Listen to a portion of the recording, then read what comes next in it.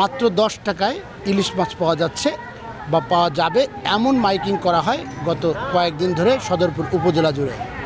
আজ ঠিক সকাল 8টা থেকেই সদরপুরের যে বিশ্ব জাকের মঞ্জিল উচ্চ বিদ্যালয় রয়েছে সেখানে কিন্তু হাজারো মানুষ উপস্থিত হয় এই ইলিশ মাছ নিতে। এর মূল্য 10 টাকার ইলিশ নিতে স্থানীয় হাজারো মানুষ কিন্তু ভিড় করে এই সদরপুর বিশ্ব জাকের মঞ্জিল উচ্চ বিদ্যালয় প্রাঙ্গণে। ঠিক 11টা থেকে কিন্তু দেওয়ার কথা ছিল এই ইলিশ মাছ, এবং এই ইলিশ মাছ দেওয়ার উদ্যোগ নেন স্থানীয় এক ব্যবসায়ী। 11টার দিকে তিনি 2 পেটি মাছ নিয়ে ঠিক এই বিশ্ব জাকের মঞ্জিলে উচ্চ বিদ্যালয় প্রাঙ্গণে আসেন, এবং আসার পরেই কিন্তু এখানে হাজারো মানুষ আসলে বিশৃঙ্খলায় জড়িয়ে পড়ে, এবং সেই মাছ কিন্তু আসলে সাধারণ মানুষ নিতে পারেনি। ওইখানে যারা ছিল তারা একেবারেই একজন 10টা 12টা করে নিয়ে কিন্তু ওই মাছগুলো নিয়ে যায়। বেশ ধাক্কাধাক্কি শুরু হয়ে যায়, এবং এই জোড়াপাল্টা ধাক্কাতেও কিন্তু বেশ কয়েকজন আহত হয়েছে।